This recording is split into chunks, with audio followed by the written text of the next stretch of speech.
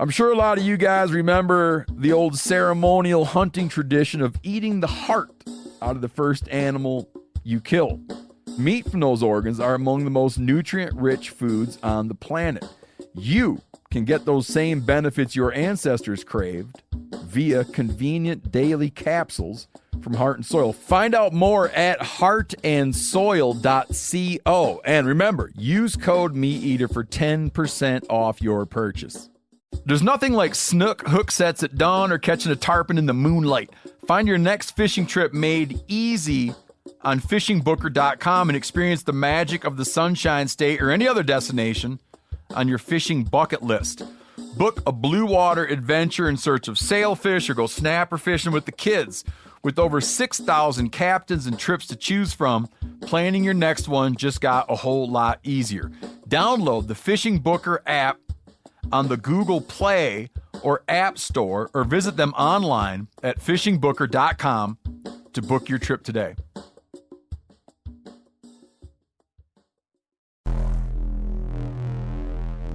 Welcome to the Wired to Hunt podcast, your home for deer hunting news, stories, and strategies. And now, your host, Mark Kenyon. Welcome to the Wired to Hunt podcast. I'm your host, Mark Kenyon, and this is episode number 228. And today in the show, I'm joined by outdoor writer and public land whitetail specialist, Tony Peterson, and we're breaking down his 2017 public land successes, and we are examining his new game plan for 2018.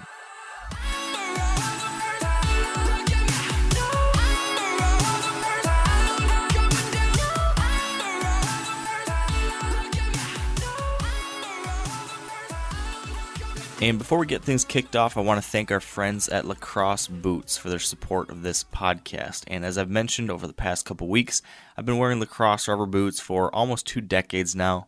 They continue to serve me without fail, keep me warm during the late season, they keep me comfortable walking to the tree stand all year long, they keep my feet dry. You know, I'm heading to Montana in just about 1 week, and I know on this hunt I'm going to be going up and down a river multiple times. So good waterproof rubber boots, very important. Nice high rubber boots, very important, because I'm going to be going through some decently deep water, but these should have me covered for most of the time. It's a great way to get in and out. I can get in quietly. I can access some spots that you normally wouldn't be able to. So using water as an access route is a great tool, and these rubber boots make that possible. So I know they're going to be a great tool for me. I imagine if you're looking for boots, they should do the job for you too. So you can learn more if you're interested at lacrossefootwear.com.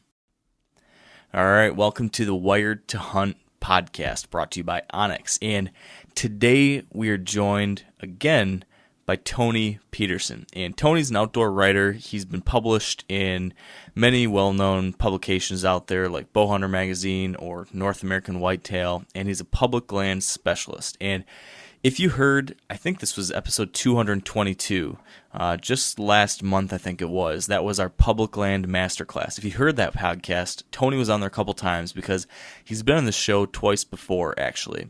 And in those episodes, and I don't know what number those original episodes were, you should go back and listen to those, but in those ones he shared a lot of helpful information.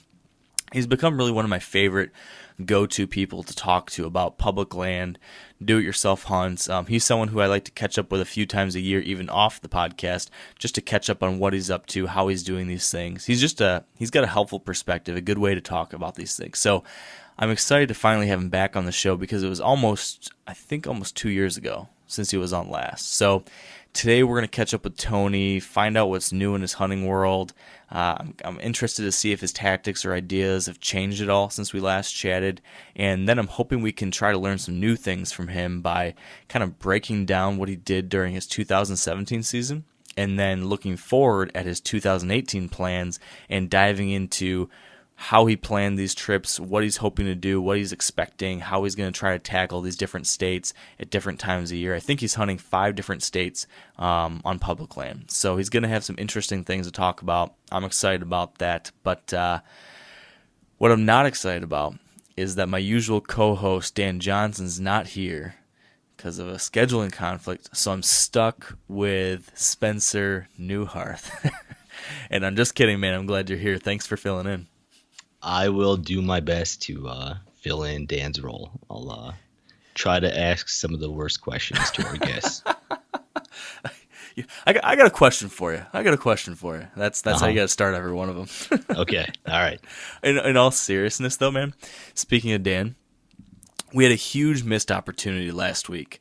For those that didn't listen, last week we had Spencer and Dan and Furter and myself on the show talking about our own plans and goals and stuff for the year. And when we were talking about naming our bucks, this buck, I think you called them like the Big Ten or the 5x5 or something really lame like that. Yep.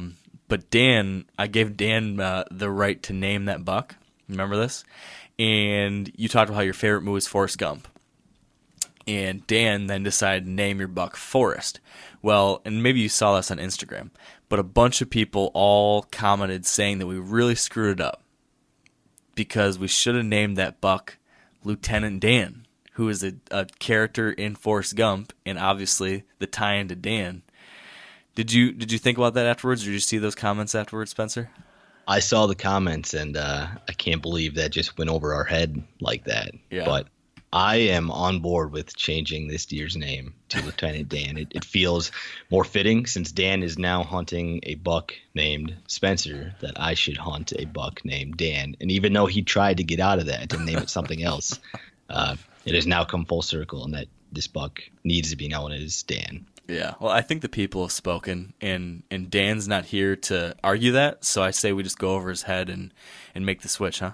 That's right. I'm pulling up the file folder now. So it's went from Big Ten to Forrest to now Lieutenant Dan. Okay. Is there any way to like lock that on there so there's no more changes allowed?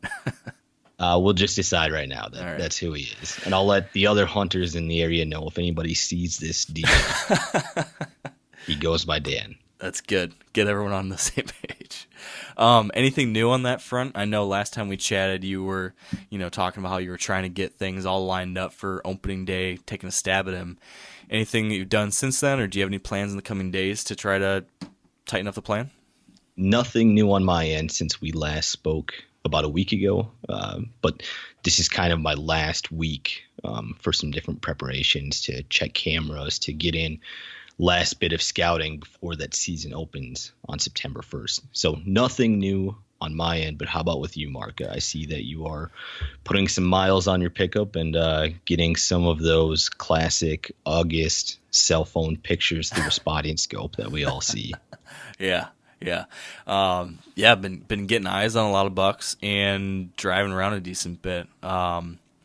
I guess since we last chatted, I think I'd mentioned when we talked that I thought I maybe had seen Holyfield.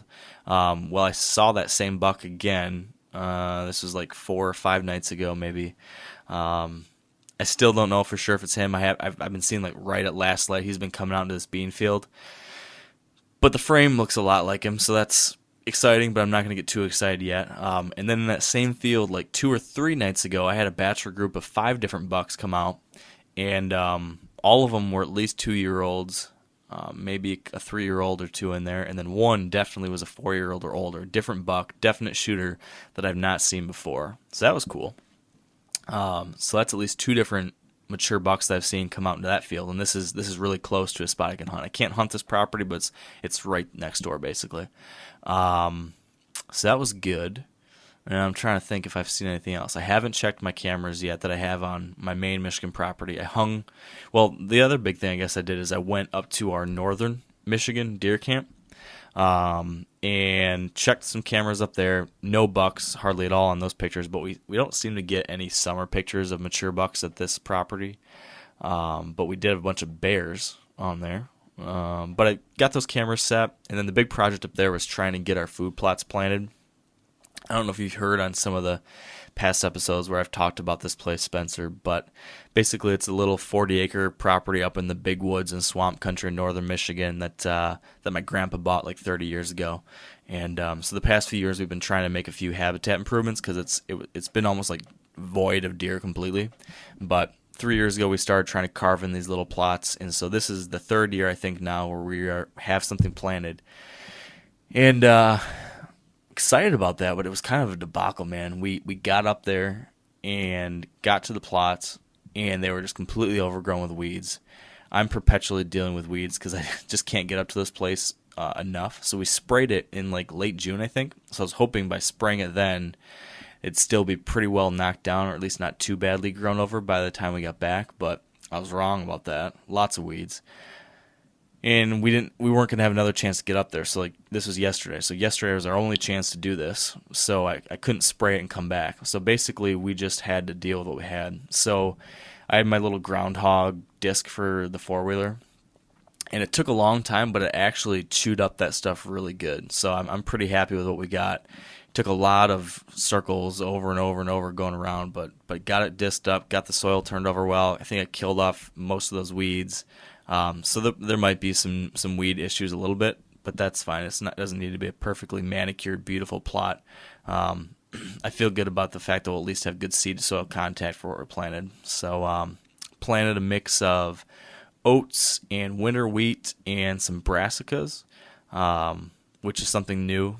For a long time, we were just able to get oats planted up there because of how acidic the soil was. But we've been adding a lot of lime over the past few years, so it looks like our pH has improved enough that I think brassicas can take. So I'm excited to see that if that works out. And that was basically the Northern Michigan project. Did a little bit of scouting up there, moved some cameras around. So now I'm probably not going to get back up there till bow season.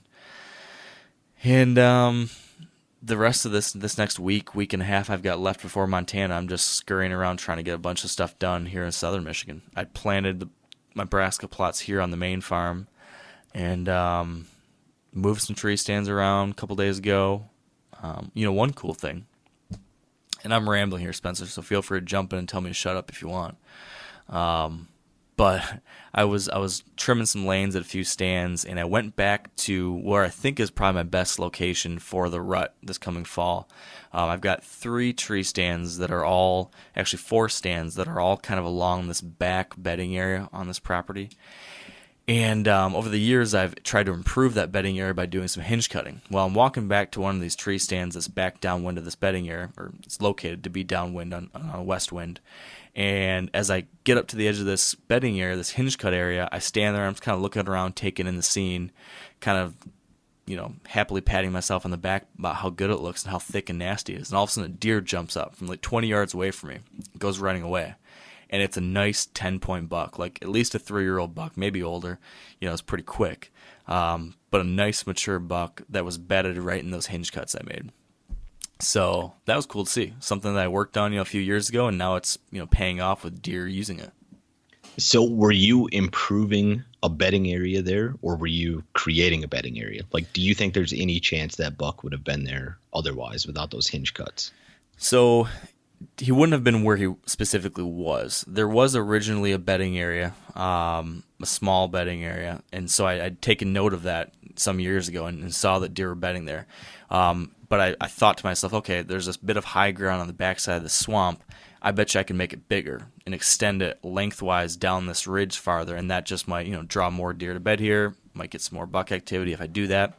So, like I mentioned, over the year, I've done a couple times. I've done this, extended the hinge cut to make this area much bigger. And so he was at the far end of the new stuff. So this area that he was bedded in is an area I hinge cut last spring. That's maybe 50 to 75 yards extended out from where the old bedding area originally was. So he was bedded at the far end of it. I can imagine this. If you imagine this bedding area being kind of relatively narrow but long, he was at the far end of one of the if it's like a long rectangle, he was at the far end of the rectangle, at the very end of it, bedded up underneath some of these hinge cuts, looking, I'm assuming he was looking out towards the open stuff ahead of him. So that was encouraging to see. And I've got a tree stand that's 50 yards from there.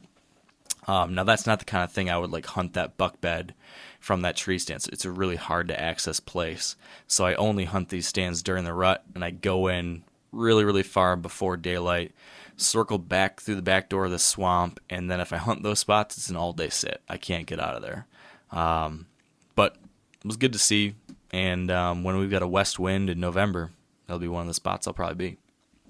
And that's neat because like the hinge cutting is something simple that like anybody can do. It doesn't take a bunch of resources. It doesn't take a bunch of equipment, and that's something you probably knocked out like one afternoon in the past to get that buck there. Yeah, that's exactly right. I mean, I don't have any fancy equipment or anything. I just had a cheap chainsaw, and like you said, it was a one-day thing where I went back there and did a handful of those cuts, and all you gotta do is opens up some sunlight, put some cover on the ground, and those deer love it. So that was good to see. And walking around in there, I wish I was doing this 2 months ago or 3 months ago rather than now, but just my schedule has been nuts, and I think that some activity in August is not going to impact me in November.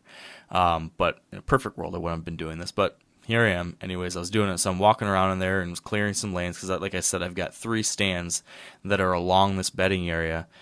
2 of them are for westerly winds. 1 of them is for an easterly wind.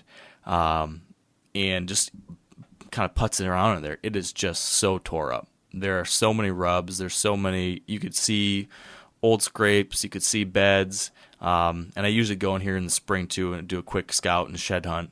And usually that's the only time I ever go in here. And man, it just looks dynamite. So last year, not from this specific tree stand, but from the other westerly tree stand, which is about 200 yards down the bedding area, maybe give or take, I had nearly a shot at Holyfield from that spot. He came through at 40 yards, and my shooting lane was just cut to 35. So he was just back in a little bit too far back in the cover.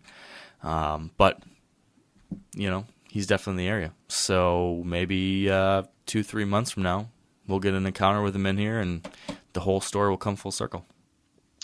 We, as listeners, would all look forward to that. I know. Get rid of this deer, move on to something new, right? That's right. That's right. So I've blabbed on for a long time now, but we got to get Tony on here quick. He's waiting. But really quick before we do that, any final plug for Rut Radio? Because our Rut Radio episodes are going to start up not next week, but the week after that, right? Do you want to give people a quick reminder of what to expect there?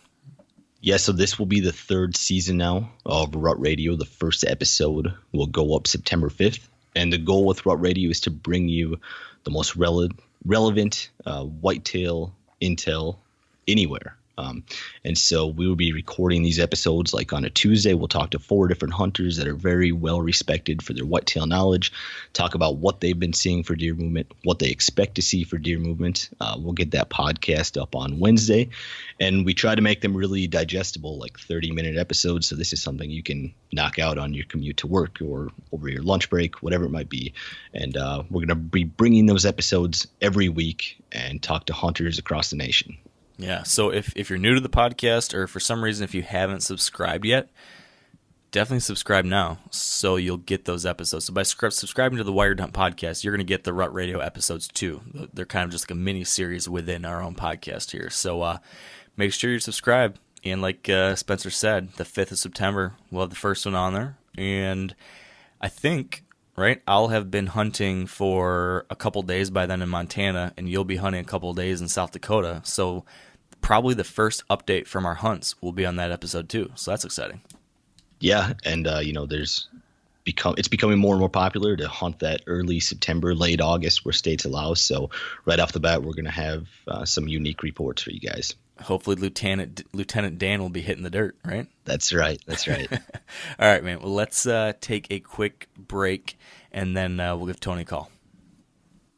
Real quick before we do that, though, I want to thank our partners at Onyx. And as I've been mentioning now for quite a decent bit, the Hunt app is something that I've been using a lot all through the off season. I use it during the season. It is a mobile application that allows you to see aerial maps, topographic maps. It shows property maps. You can see the actual private properties and the landowners. You can see the public land parcels, borders, designations, all that kind of stuff. And a lot of handy tools in there. I was just using Onyx Maps yesterday, actually, while out scouting this new property I got permission on the west side of the state here in Michigan. And we were out picking different trees to hang stands. We're kind of doing some last-minute stand prep and walking around, scouting, picking trees, and I would mark a tree on my app. And then what I was going to do, since there's another guy that's hunting this property with me, my plan was I'm going to mark all these trees I think would be good. I'm going to set them up with tree stands over the next couple days, and then I can send those locations directly to him. You can actually text a waypoint to a friend, and then if they have the Onyx app, they can open that app, it pulls up in their Onyx map, and they can see it right there on their phones too. So this is a great way to share locations in this kind of situation if my friend's not able to actually get to one of these spots before the season, and if the first time he ever heads in is going to be for a hunt, this way he's not going to be bumbling around looking for reflectors or some tape or something. He can just follow that waypoint on his phone right to the spot. So just another way that the Onyx Hunt app is helping me out a lot. If you'd like to learn more, you can go to onyxmaps.com. You can search for Onyx on your mobile app store of choice. And if you want 20% off, you can use the promo code WIRED. That's WIRED for 20% off. All right, back with us now is Tony Peterson. Welcome to the show, Tony. Thanks for having me, man. Yeah, this is the lucky number 3 time you've been on the show. 3rd appearance. Yep. So glad you can do it again. You didn't have me on last year. It was kind of a bummer. I know. We're going to have to work double time to catch up for that now. Well, I appreciate it, man. I love doing this podcast. Yeah, it's fun. I've enjoyed our past 2 episodes a lot, and I was just saying when me and Spencer were doing the intro, how those are a couple of my favorite episodes, and you've really become one of those guys who I've, turned to as someone I've been able to learn from a lot as far as how to do a lot of these public land hunts. And, in particular, I've started to do some of this Western whitetail public land stuff that, you've done quite a bit of too. So your advice and ideas has definitely been helpful to me. So I thought today we could kind of, like you just mentioned, catch up on what you did last season and then look forward to this coming season, which opens for all 3 of us here in just a couple weeks. So, and like we usually try to do, I'm hoping we can kind of use all those examples to dig into some things, learn some of the different things that are going on, and then I think there's a handful of other things you and I had kind of spitballed about. Otherwise, it might be interesting to cover too, especially like with our families and some of that kind of stuff, how all of that impacts what we're doing as deer hunters. So that was my game plan. Does that sound like a good plan? Good to me, man. Yeah. Yeah, that's right up my alley. So I'm good with that. Cool. So you mentioned we didn't touch base last year. How was the 2017 season for you? It was good. I had a good run in a couple states, and I ended up, having a lot of fun. Killed some bucks out there. Killed a doe in northern Wisconsin on public land that was way harder to kill than any of the bucks I ran into. And just I had a good season. It was a lot of fun, a lot of cool encounters, and I'm really, really optimistic for this year after last year. Where all did you hunt? Last year I hunted North Dakota, South Dakota, Minnesota, Wisconsin, and I feel like there's one other state I'm missing there. Those for sure. But I hunted public in Wisconsin. I hunted public in North Dakota and South Dakota, and some in Minnesota. So I spent a lot of time on, common ground out there, and it was just a fun season. Of course, I went elk hunting in Colorado and did some antelope and stuff too. But as far as whitetails, those were the main states I focused on. Yeah. What was that doe hunt like? What made that one so special? Because it was so hard. It was just, you know this, living in Michigan and having hunted where you've hunted, some of these states are just way more difficult than other states. And it usually boils down to pressure and predators and, deer population and winter kill, the whole thing. And where I hunt in northern Wisconsin, it just consistently kicks my butt more than anywhere. And last November, I carved out 9 days to hunt public land up there. And I thought, I had a couple doe tags. I had a buck tag. I'm like, this will be a blast. And I got my butt kicked almost every day and had several does that I was just trying to put in the freezer and got busted drawing on them and finally killed one. And it was way harder to do than any of the bucks I killed last year on anywhere I went. And, it's kind of an interesting example of what's going on in the hunting industry, because I pitched that story to several of the magazines I work for, and every editor passed on it because it was a doe. And it's kind of indicative of where we are as an industry. But to me, in my experience, it was I really had to bring my A game up there just to kill a doe in a way that I don't even have to do to kill big bucks in some of these states. And so it's always interesting to me how it varies so much from state to state, county to county, and just, parcel to parcel almost, Oh yeah. So this is like big woods habitat, right, up there? Yeah. Where I'm kind of focusing on is right where the last of the ag ends and the real big woods starts. So you do have, it's not totally devoid of agriculture. I mean, you can play off of some of the private fields around there. There might be an alfalfa field or a hay field or something, but for the most part, it's big wood stuff. Gotcha. Yeah, we were just talking before you came on about some work that I've been doing up on my family's northern Michigan property, and that's this little 40-acre chunk that's surrounded by state land, like 10,000 acres of state land, and it's just all big woods. Either there's a little bit of hardwood timber, but then there's just a lot of swamp. And it's so hard to find deer in that kind of area because it's pretty much homogeneous terrain, all timber. Yep. And for years the population has been really low, and the hunting up there has just been brutal. Like our little group of guys that goes up there has hardly killed anything. So I'm really trying to refocus on hunting up there and try and like figure out, okay, how can I apply all the things I've learned now as like an adult hunter to this place that I hunted growing up as a kid and did horrible at? Like, how can I start to figure this place out? And what was your take? How did you end up trying to tackle that big woods / a little bit of ag, but how did you approach that? I know you didn't end up killing the buck, but how were you trying to do it, and how did you ultimately kill that doe? Well, so my strategy keeps changing, and on the land that I'm hunting, it's in a managed forest program, so it's private, that's open to public, but there's these rules on it. So you can't run a trail camera unless you contact the owner and get permission, and you have to go about it differently. You can't leave tree stands up. So it's like you put up a stand, take it down, put up a stand. It's almost too much work for what it's worth. But what I started doing is going in and looking for fresh signs, setting up there. And if I'd see a deer or see something that, observe something, I'd move in the next day. And I kept moving. And I don't know how many stands I put up and took down in those 9 days, but it was a lot. And I didn't kill a buck. I did see a buck that I thought was probably 160, which is whoa, a giant for public land.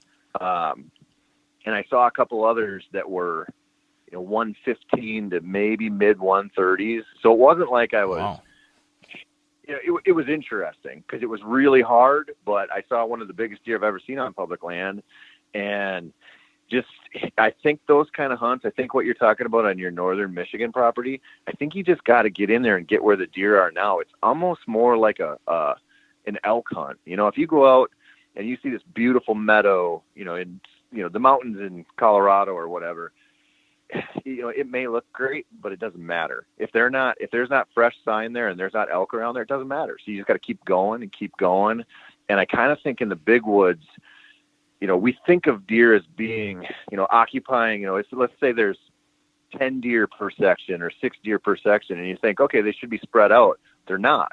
One's a doe group that lives in one little area and this buck lives here. And, they're only occupying a little bit of the woods most of the time. And if you're not around that, it sucks bad to be up there hunting. And so I think it's just a real mobile strategy, and is how it's usually going to play out for you. Like, you're going to have to keep looking, you know? Yeah, that's an interesting point. We've got this little 40, and on that 40 of this 40, all of it was overgrown with stuff. And over the last couple of years, as I was talking about, we've actually carved in a couple little tiny food plots. And so we're getting some consistent doe activity now on the private stuff. But I keep on being tempted to take a season and spend a bunch of time up there and just explore all the surrounding public around it and do just what you said. Bounce around from spot to spot to spot to spot. And there's some old clear cuts in the surrounding area that I got to imagine there's some deer relating to those maybe a little bit. So I feel like, as you said, kind of jump around, observe, adjust. I think it would be dreadful for anyone listening or watching because I probably will hardly ever see any deer. So it might be really boring content that year, but it could be really cool if I did figure it out. Well, it is, and it's super rewarding. And, the thing about having swamps everywhere, because I hunt places like that too, and to me it's the hardest kind of hunting out there for whitetails. And what I think, especially if you're going to focus anytime, Halloween on, if you can look at your aerial photography and see, you can kind of see, I call it a figure eight in the swamp, where it'll be like a point across from a point. And it's hard to see when you're on the ground walking around. But if you look at the aerial photography, sometimes you'll see those, and that's where they cross a lot. And so usually if I'm dealing with huge wood stuff, I don't do the clear cut thing as much, because I may be in an area that has, 4 square miles of clear cut. And it's like, well, okay, so yeah, maybe the deer are eating the fresh browse somewhere in there, but it's basically, you're dealing with this huge piece of land. And so if you find some of those places in the swamps where it's easier for them to cross, or there's an island in the swamp that they can get to and bet on, because they love those because of the predators, then you can kind of narrow down your search, but it's like, it's a process, man. It's just not easy to find. And just because you see that figure eight on the aerial photography, you might walk in there and realize you can't really hunt it with the prevailing winds, or it just might not be the right spot. But you can kind of shortcut the process a little bit by doing that sometimes. Yeah, no, that's a good idea. I definitely finding those like little pinch points, that kind of thing, I think is a great way to try to narrow it down. I've started looking for some things like that, or just starting to identify all the different kind of internal edges. Like there's no like obvious edges around here because it's not like big timber meeting up to a crop field or something. But I've been trying to find like edge between swamp and hardwoods, or between hardwoods and pines, or some things like that. I think that's what I'm going to start doing is take my map and just start marking like each one of these different features that I think might have something to it. And then next spring, I just need to go and just walk every single bit of it and like really dedicate some time to figuring this place out, because I don't know. It just seems like, to your point, it would be a lot of fun to figure that out and try to make it happen. Well, it is. And it's, it's so different. You talk about making food plots, and that's a blast, but this is a totally different style of hunting. You're going out trying to figure out what these deer are doing in these low densities and these places that are hard to get to. And, talking about soft edges back in the timber and that kind of stuff, man, it's rewarding. It's cool. And you mentioned going out next spring. I'll tell you what, I learned more about what deer do in the swamps in March than any other time, just because you can, they're frozen, so you can walk anywhere you want to. Mm-hmm. And then you find some of those places that those big bucks just tear up year after year. And they got those, there's some kind of terrain feature or something that's advantageous to them. And it can work in your favor, but you gotta burn some boot leather to get there. Yeah. I got to put in that work. I think it's time to stop kind of twiddling my thumbs up there and just settling for the status quo and just being like, this is just deer camp. I'll just have a nice time hanging out with the family. And it's time to actually put some real time into making the hunting a little better. So I got to do it. Spencer, Tony, on the other end of the spectrum, you have like the Dakotas and Nebraska, and amount of tree coverage there is the least as anywhere else in the nation. How did you do hunting there in 2017? Because I think those are 3 of your favorite states that you visit pretty regularly. Yeah, they are. I like fewer trees. That's way more enjoyable to me than having 6 square miles of trees. It's just so much easier to figure out. I always think of deer like walleyes. If there's a CRP patch with one fence row of trees, or there's some kind of patch of cedars somewhere, they just gravitate toward that stuff. And so if you get out into some of those places in South Dakota and North Dakota where it looks more like pheasant territory than anything, it's just a lot easier to figure out where the deer are probably going to go. And you can observe them. That's the big hindrance when you're hunting the big wood stuff, is you can't see anything.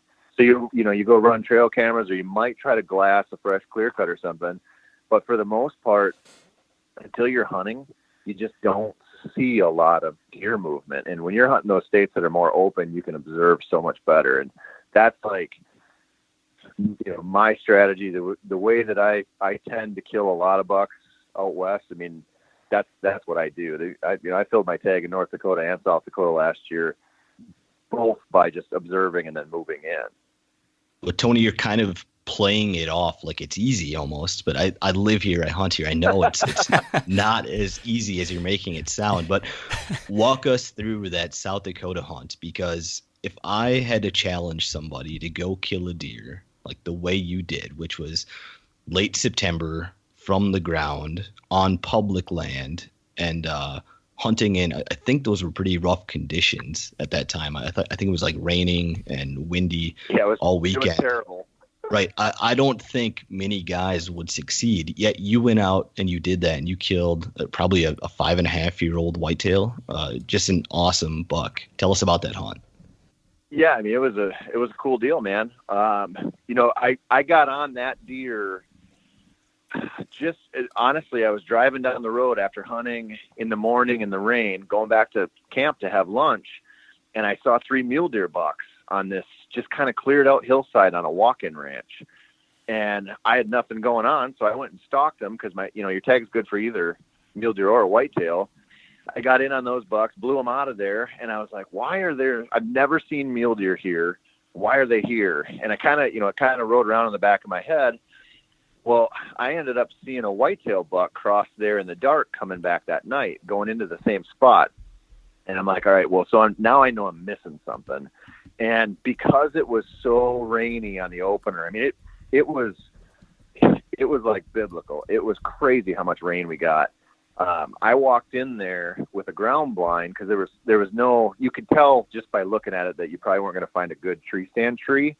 And what had happened is the rancher or somebody had cleared out a bunch of those low cedars in there, and there was fresh growth coming up. And so these deer were kind of staging there, kind of browsing, but they could get on this hillside that was really only like 100 yards off a road, but they could be out of sight.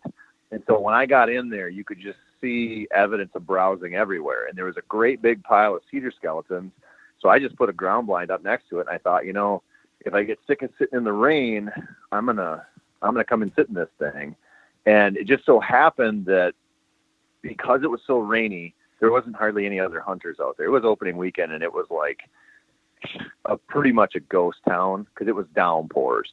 And I ended up sitting there, and the buck that came in, there's 2 bucks that came in, and the little guy and then the big one that I killed. And I had seen those deer the day before, a mile down the road at 11 o'clock on their feet, but they were on private. And so they were just covering ground and browsing in some of these spots and keying off one of the fields on that walk-in ranch. And then they would kind of stage their way back to bed. And I just got lucky. I got in there, you can get around real quiet when it's a downpour. Got in there, and those 2 bucks fed past me, and I ended up getting an arrow in that big 10-pointer.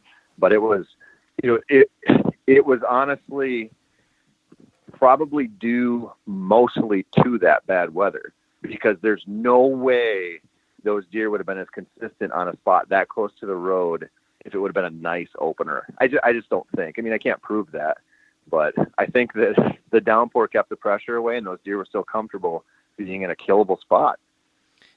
I think you had a small group with you on that hunt. How did everyone else do that was in camp?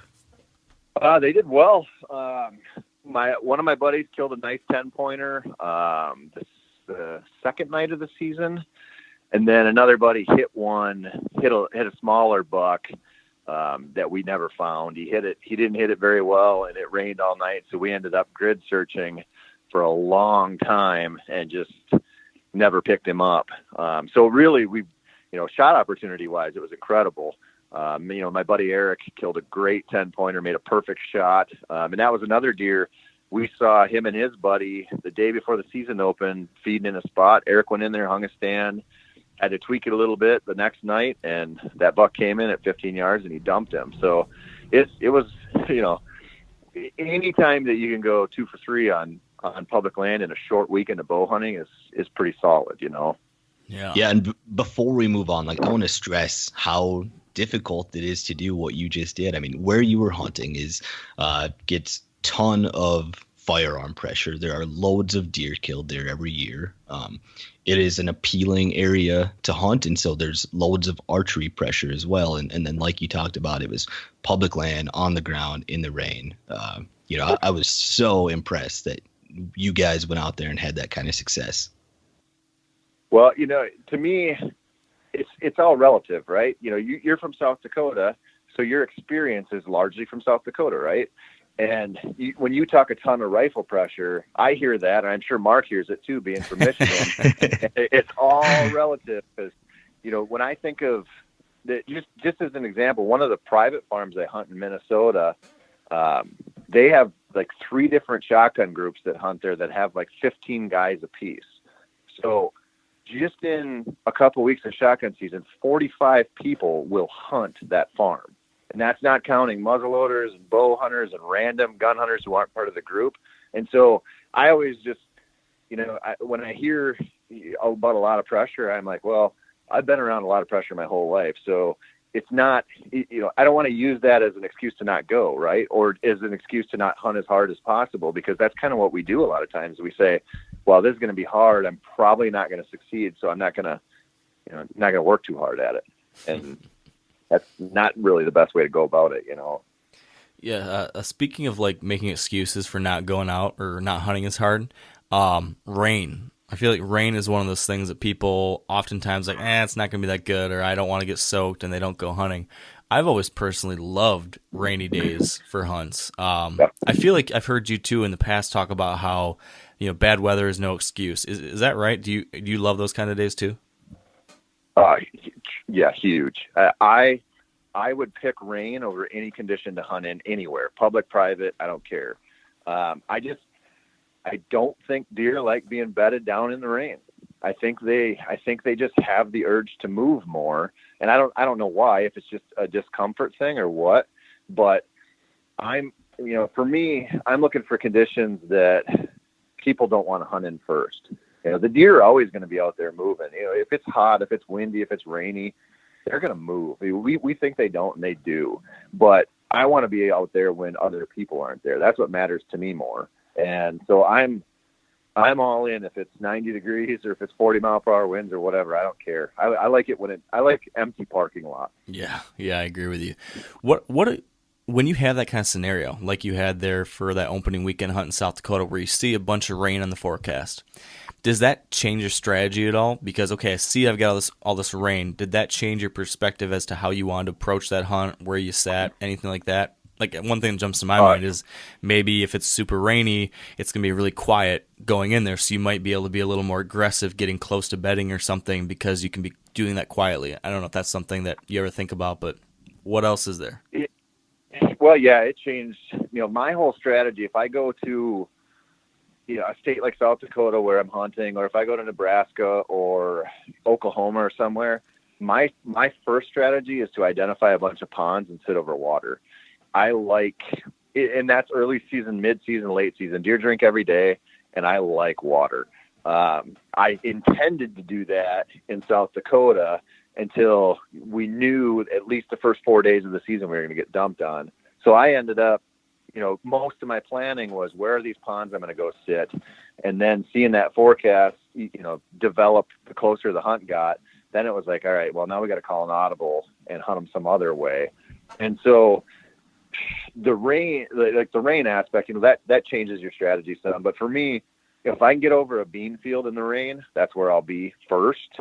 And then if I'm not on something in the rain, I'll go for a still hunt and just look around and figure it out.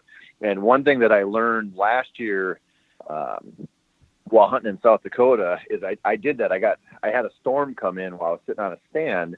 So I had to get down, and I had already had 2 bucks come out into the field. And so I went and just snuck around to see where they came from. And this like grassy knoll that just feeds off of this field that they were in was so covered in deer beds. It was incredible.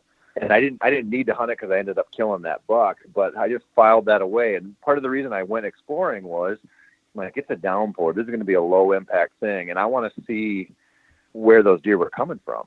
And so you can kind of, you may have to do things differently, but you can sneak around, take a look, and scout. You know, we've gotten so scared about doing that and bumping deer, or, you know, a lot of us are trying to save deer on private land, or save, you know, quality action, I guess. And when you're on public land, especially if you got 4 or 5 days, I'm not saving anything. Like, I don't want to spook deer, but I don't care, you know? And so you can take some risks and go try to figure some stuff out. I think a lot of times we play it just way too safely. Yeah. What was next? You had that success in South Dakota. You killed the doe in Wisconsin. Where else did you find success? What are the other states? I killed a little buck in North Dakota in the worst wind I've ever hunted in. I went out with my buddy Tyler Pierce. I'm not sure if you know him or not, but we went out. Tyler and I met up out there, and we had any deer tags so we could hunt mule deer and whitetails. And when we got there, the morning I got there, it was nice and calm, pretty warm. We were right in mid-October, so it was kind of no man's land. And that night the wind came in, and we hunted in horrible wind, up to 55 miles an hour for almost the rest of our trip. And it was rough. I mean, I found some bucks, a couple of really good bucks that I could not set up for because the wind never gave up. And it was tough, but I ended up setting a stand and just digging my heels in and saying, well, I'm going to sit through this wind. And we had a high wind advisory. It was 55 miles an hour sustained. Yikes. And I got into that tree, and I was like, you know, the first thing I thought of was, like, if I die because this tree tips over, this is so dumb. And so, and then I'm like, even if this buck comes in, or a buck comes in, I can't stand up and shoot. There's no way I'm going to be comfortable doing that. So I climbed down, got on the ground, and had 7 does and a little buck come in. And I thought, man, I've only got 1 day left. We haven't killed anything. If they give me a really good shot, I should probably just thump him, throw him in the cooler. And that's what happened. And the next night it calmed down, and I put Tyler in there. And the 10-pointer that I was set up for, this ancient buck he was limping, and he had the Roman nose. He was just a cool deer. He came right down and made one little decision that brought him just out of Tyler's range. I got to watch the whole thing from sitting up on the hill across from him, and it was so close. But that was North Dakota in a nutshell. It was crazy windy. That's another one of the situations, though, right? You some people would say they wouldn't go out and hunt in those kind of conditions, but you're going no matter what, right? Well, you have to. You know, I don't doing what I do for a living. You know, everybody thinks I get paid to hunt, and I don't. I get paid to write and create content, but I create more content if I kill more stuff. So I can't afford to just take bad days off, you know. And if I did say, you know, I'm only going to hunt when the conditions are pretty decent, I'd probably only hunt half of the time. And I don't really want to do that, you know? So it is what it is. You just go. Yeah. Go ahead. I was going to say, and that same kind of thing applies to even guys that don't make a living making content or something, because a lot of hunters have a limited amount of time they can hunt. You know, they can just hunt the weekends. And if you've got really bad wind or rain this weekend or 2 weekends in a row or whatever, are you just not going to hunt at all in October? Are you going to take off the time that you would, you know, to do the thing you love and then just not go because the conditions are bad? I would always argue that, you know, even if the conditions are bad, and we talk a lot about, or at least I talk a lot about, you know, waiting for the right conditions to go in for the kill in certain places like that, how important timing is. That doesn't mean you can't hunt. Yep. That just means, okay, if the weather's lousy or whatever, if the wind's so bad you don't think a lot of deer are going to be moving, maybe you do not go to your number one stand where the big buck that you've been after all season is at, but go hunt some public. Go hunt whatever property you haven't been to for a while and just have a good time. You know, go out there and see what happens. Yeah, that's such a good point. I mean, you know, we should say, if you're stuck hunting 15 acres and that's all you have, you know, you might not want to go in there every possible chance you can, right? Yeah. But that's why you just try really hard not to get stuck in that situation. And, you know, I'm like you guys, I'm looking for spots all the time, public, private, whatever. Just for that reason, if I have a chance to go, I have to for my job, but I want to anyway. And I see this happen a lot where it's just kind of easier to say, it's October 10th and it's kind of hot, I'm not going to go because it's not going to be any good anyway. And man, I'm here to tell you that that's just really not true. Yeah, it's not November 7th when it's 20 degrees in the morning, but you can sure have a lot of fun out there still.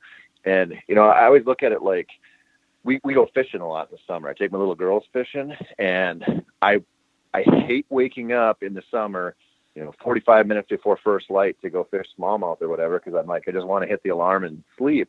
But every single time I get out there on that lake and that sun's rising and we're throwing topwaters for smallmouth, it's beautiful. I'm like, I never regret doing this. Yeah. And it's the same thing when I get into that tree stand. I'm never like, oh, this was a stupid idea, I should have stayed home. I'm always like, this was an awesome idea. Yeah.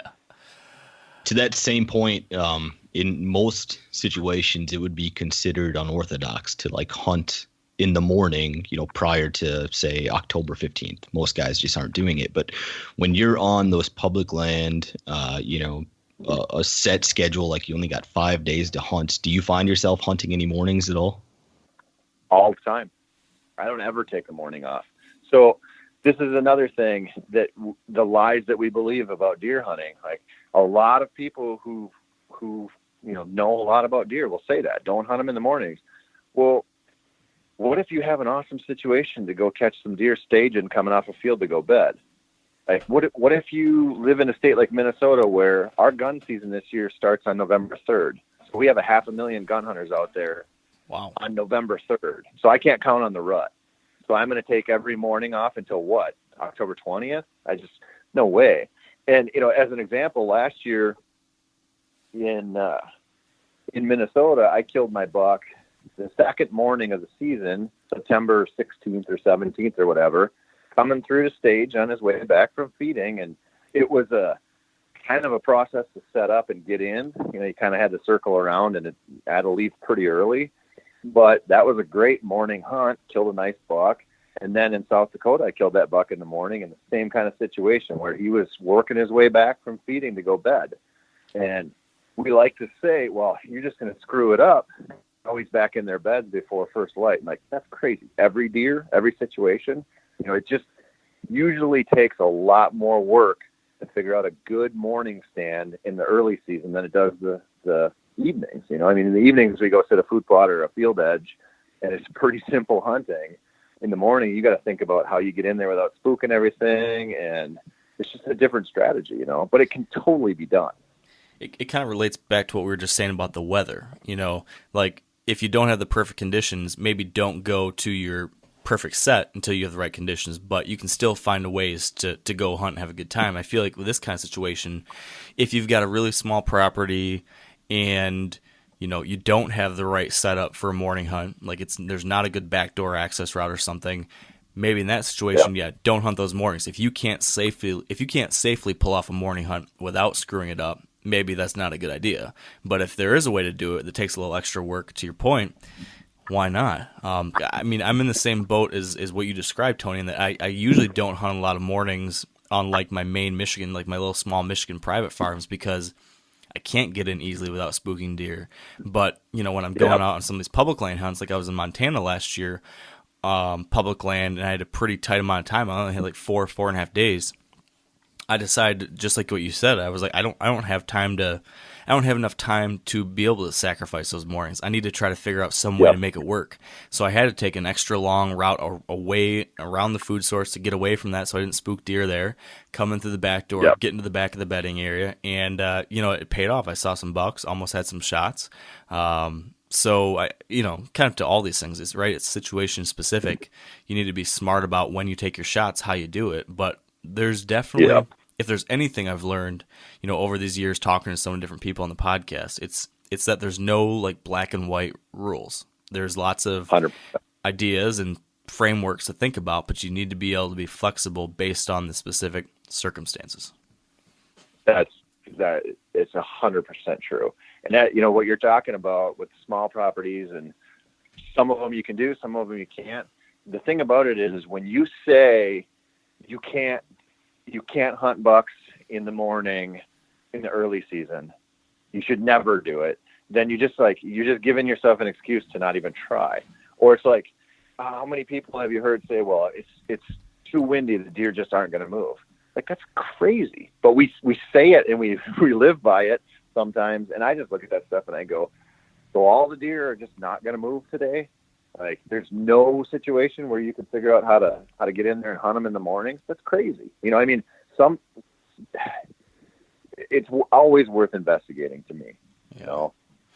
Yeah. A theme that you've touched on a lot is avoiding pressure. And so if I'm thinking about when the most amount of other hunters are in the woods, it's probably going to be like opening weekend, and that could be any time depending on your state.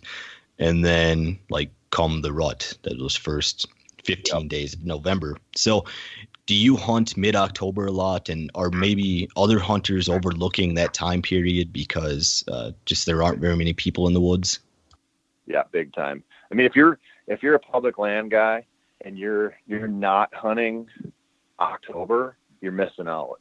I mean, it's that there are deer out there that are going to be moving. It's not going to be a field edge thing anymore. You know, it's not going to be the same kind of hunt as it was 2 weeks or a month before, but those deer are going to stage. They're going to eat acorns. They're going to drink in a pond. There's a lot of stuff to do. And you mentioned the fewer people that are out there chasing them around, the more likely you are to have good deer movement. And, you know, I'll tell you, last year was a real eye opener for me in mid-October because I encountered big bucks in Minnesota in a place that I never thought I would, you know, I had never seen a buck anywhere near the caliber I saw last year on like October 10th. And in Wisconsin, I saw the same thing at a time when it just shouldn't have been happening. And I'm sitting here going, this has to at least partially be due to the fact that there are way fewer people out here messing around. Yeah. You know? It's funny when you just said that, when you said you saw these 2 bucks, in my head, the first thing that popped in my head was, why? Okay, so we saw these big bucks middle of October. Why? And then you just answered it because you thought the pressure is lower. And this goes back to something you were talking about a little while ago. I can't remember what the specific example was, but just this importance of whenever you observe something, you should always try to examine the why. Like, nothing happens by chance, I don't think, in the woods. There's always got to be something behind it. So whenever you see something like that, or at least what I always try to do, is when I observe something or whatever it might be, I then will sit back and think through, okay, what was the wind, or what was the condition, or what was the terrain feature, or what was the whatever that caused that deer to do that thing. And I think if you keep doing that all the time, that's how you like really begin to learn. Do you agree with that, Tony? And then number 2, was there anything else other than the pressure factor during that mid-October time frame that you think led to those sightings? Oh, for sure. Hunting in the cover.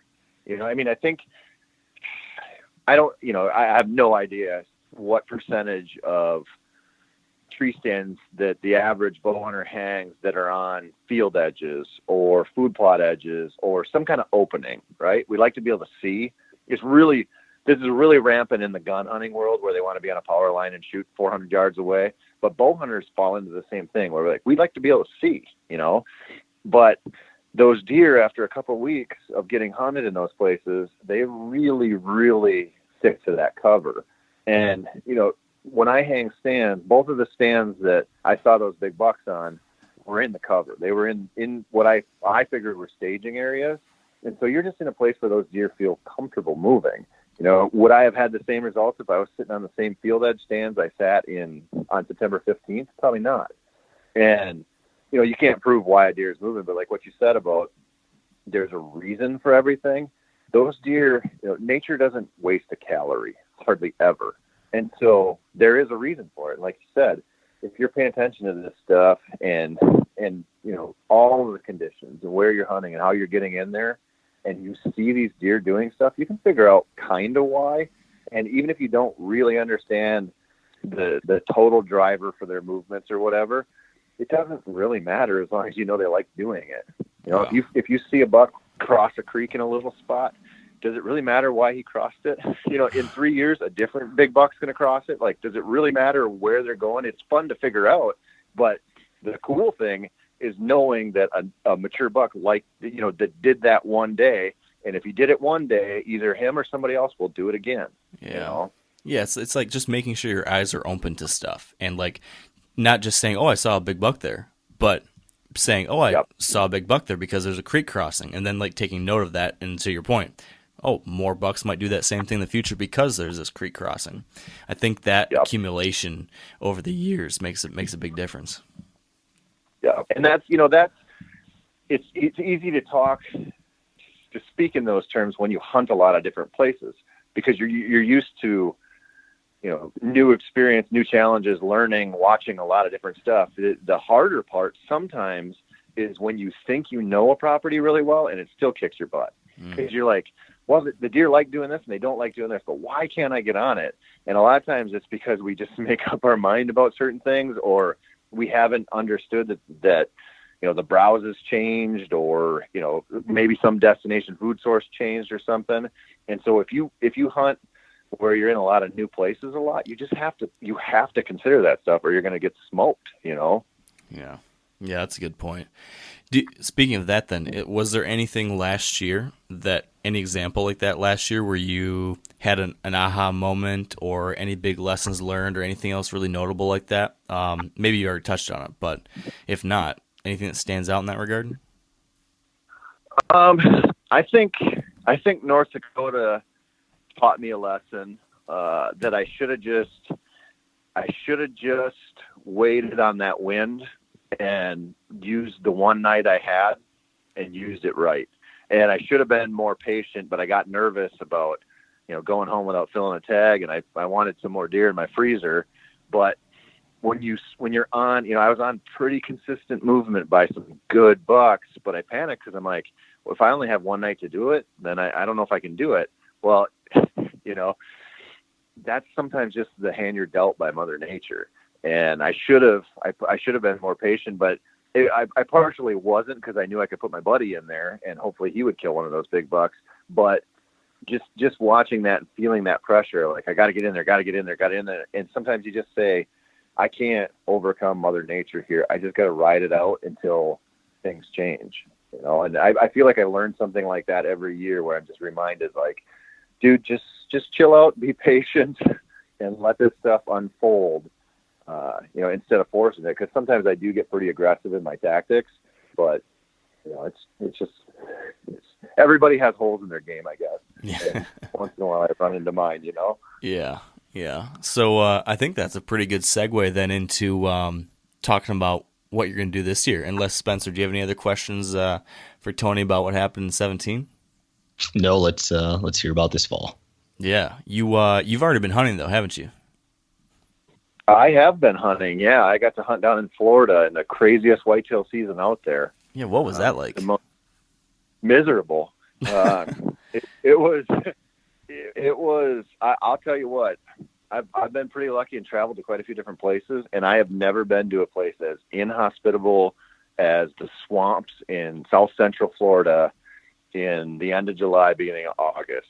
That place does not want humans there. It's brutal. Wow. Just so hot, or what else? Yeah. I mean, the heat, of course, is, it's omnipresent. It's everywhere, and the humidity.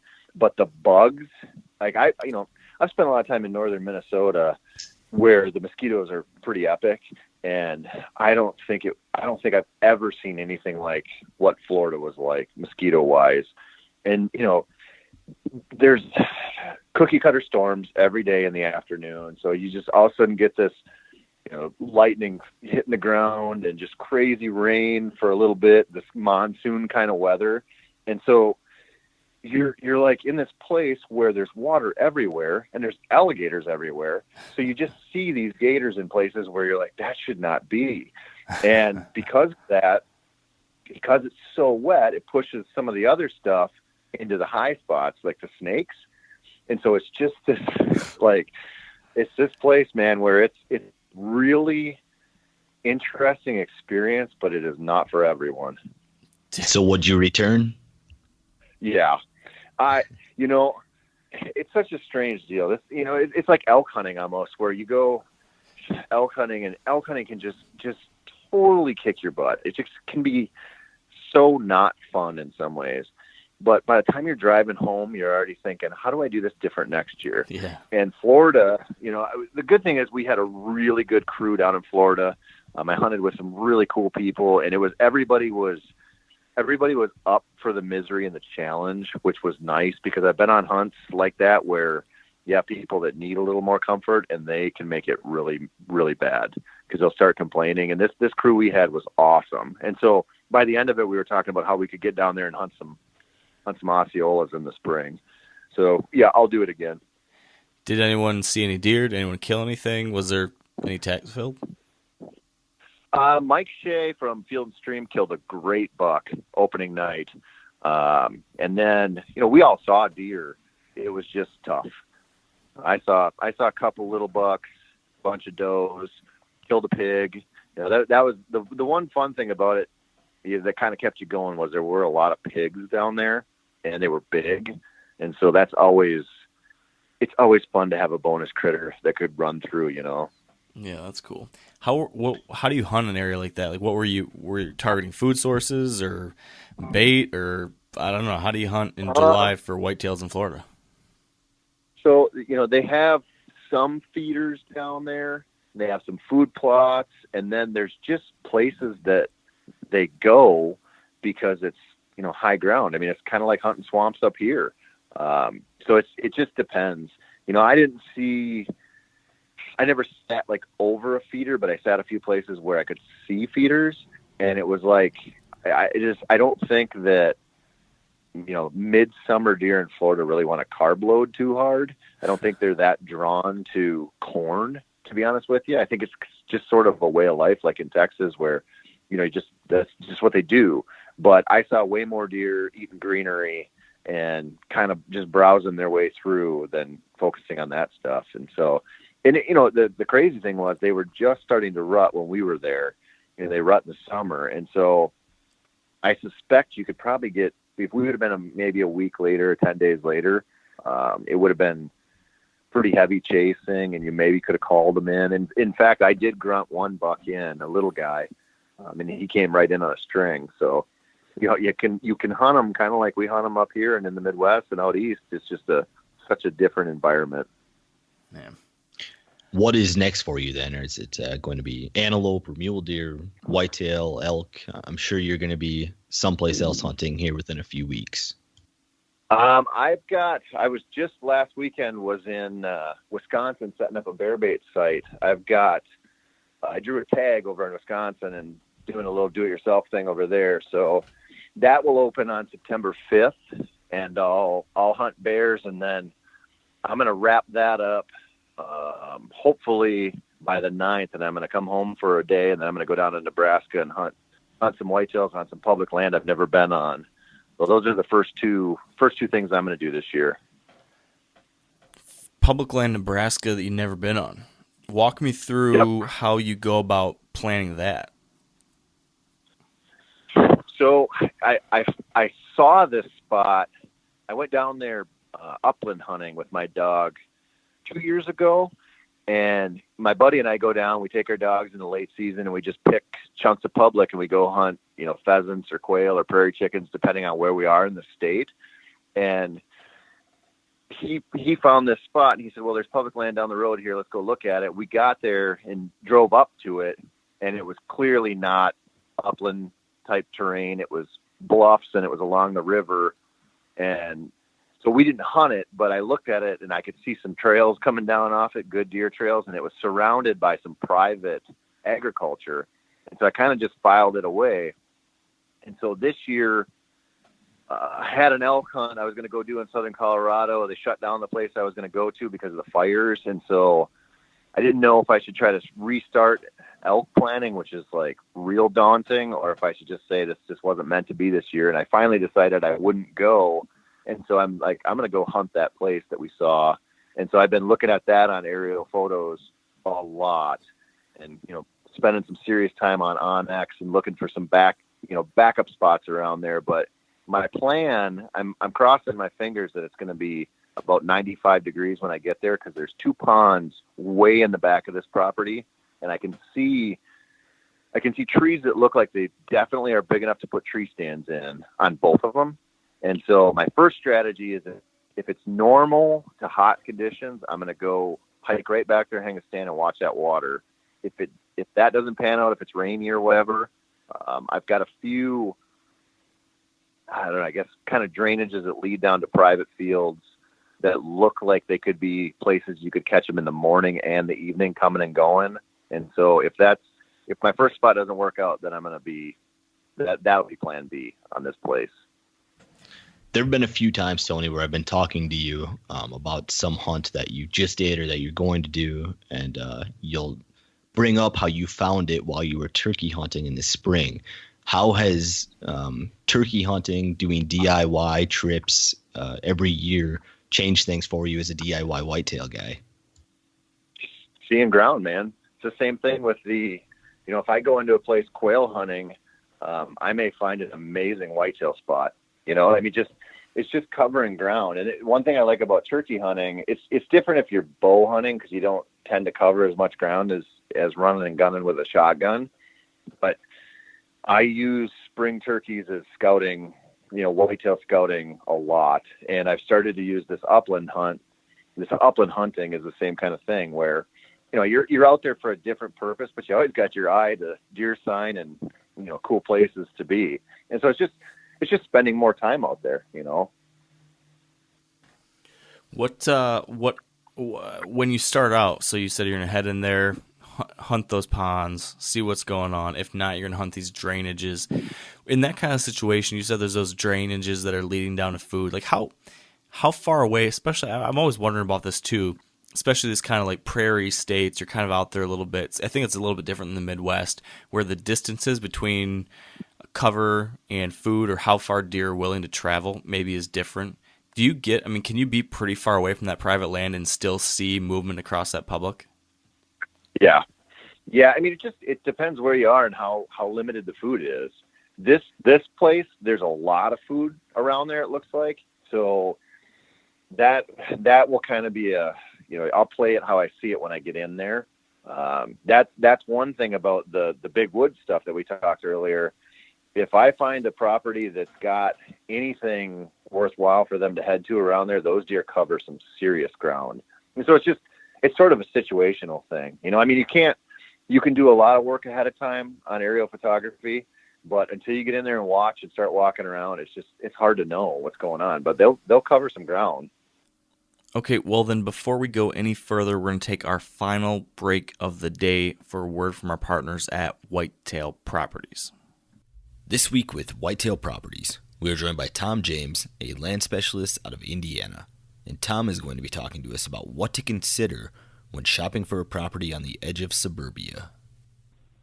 That's a great question. Living right outside the shadows of Indianapolis, I'm very familiar with that. And there are some really great hunting ground areas just outside of suburbia. But what you're dealing with a lot of times is being that close to town. Normally those the prices for those properties are labeled with a development or a residential development price. So a lot of times it's hard to find a competitive price that would be relative to something you were looking out for farther out into the more rural areas of the state. That being said, there can be some phenomenal deer hunting in those areas just outside of the country because a lot of those are sanctuary areas where no hunting is allowed, and oftentimes bucks grow to some old ages in those areas. Knowing the community and knowing maybe how the perception for hunting is, one of the last things you want to do is spend a lot of money on a piece of property and you're going to be harassed all the time by non-hunters, or the issue with a deer leaving your property and going off onto surrounding landowners if you do happen to have a harvest. So considerations are cost, access, the general mood of the hunting community around that, and making sure that you can get along with your neighbors in those areas. If you'd like to learn more and to see the properties that Tom currently has listed for sale, visit whitetailproperties.com/James. That's JAMES. Yeah. So keep moving us through the schedule then. What's next?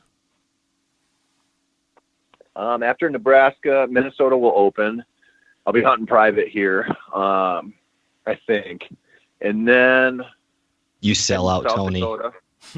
What? Whenever I hear you're hunting private ground, I think you're a sellout. I'm taking the easy way out. I know. Next thing you know, I'll be all on guided and outfitted hunts. It's a slippery slope. So Tony. I know it is. That's my gateway drug, that farm in southeastern Minnesota.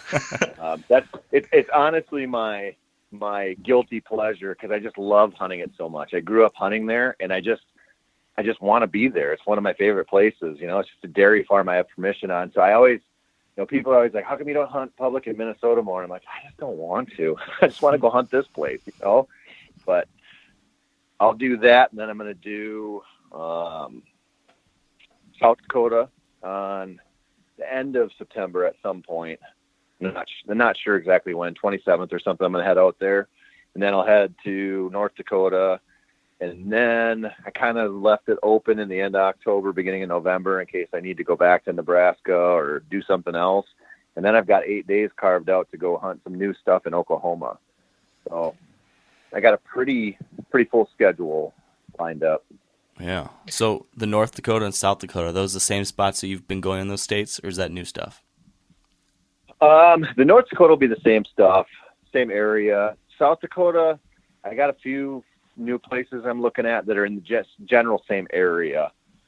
So I don't know how that'll shake out. The Oklahoma stuff is brand new. I've never been anywhere near this area that I'm going to. So that'll be a fun one because it'll be, the rut should be cranking, and it's totally, foreign to me. So we'll see.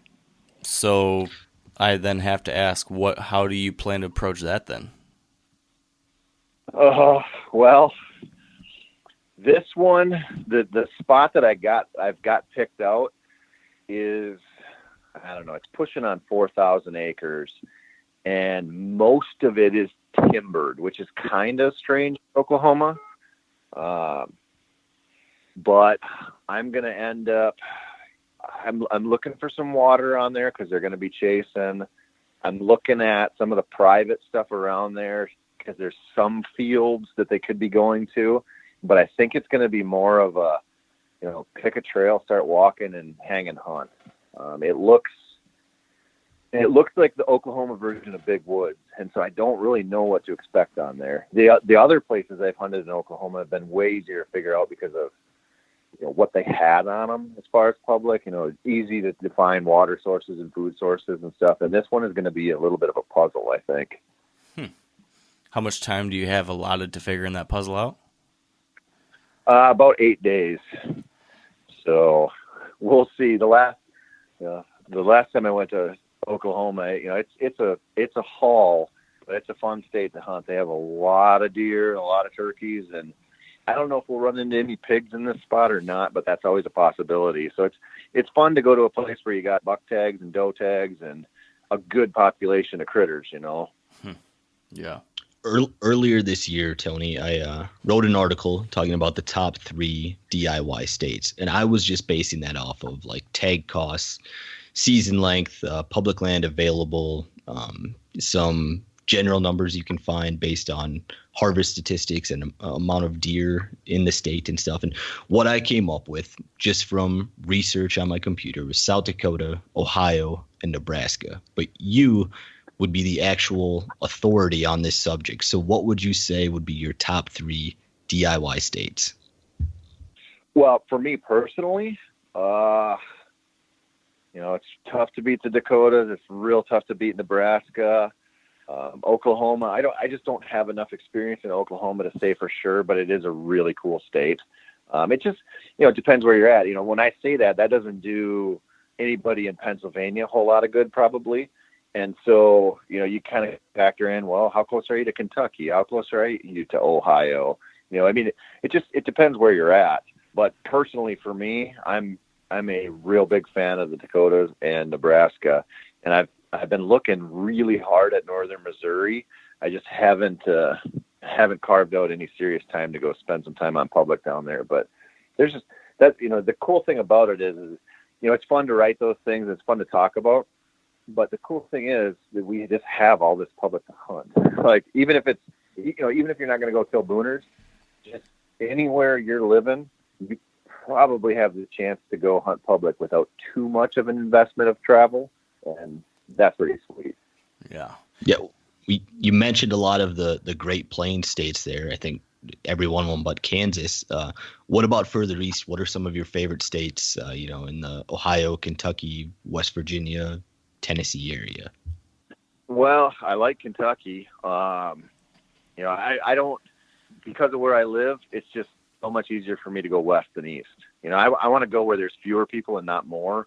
And so most of the time, if I travel east to hunt, it's to Wisconsin. It doesn't make any sense for me if I can drive to Nebraska in 7 hours to drive 10 to go east somewhere. It's just what I do. And, having twin 6-year-olds at home, I need to pick places where I have the best chance to go tag out 4 days or 5 days or something like that. If I had unlimited time and didn't have, daddy duty, I would probably go hunt a heck of a lot more states, and I would try them out more, Yeah.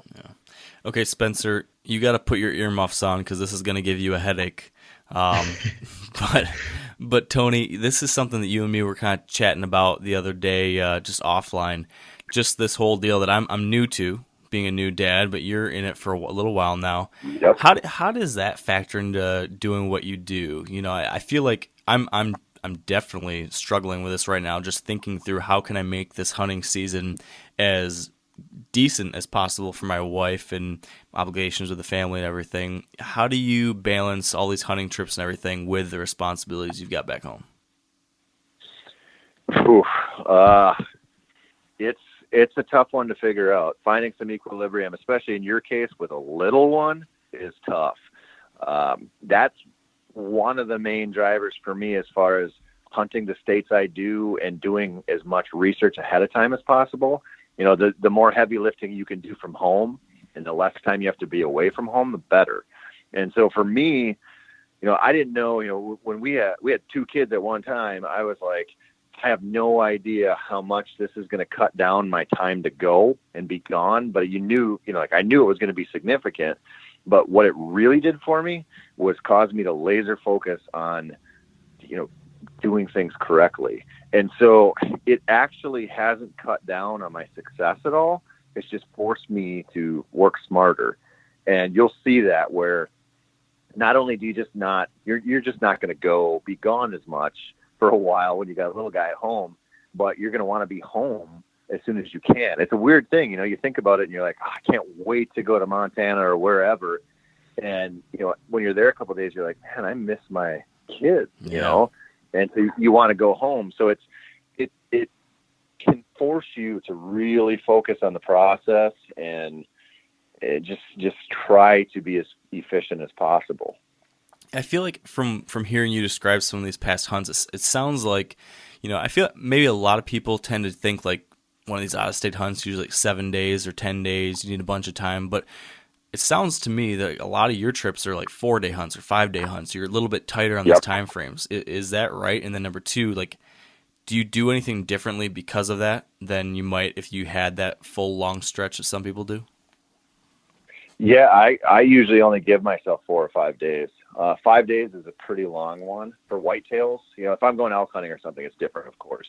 But you don't want to waste a sit.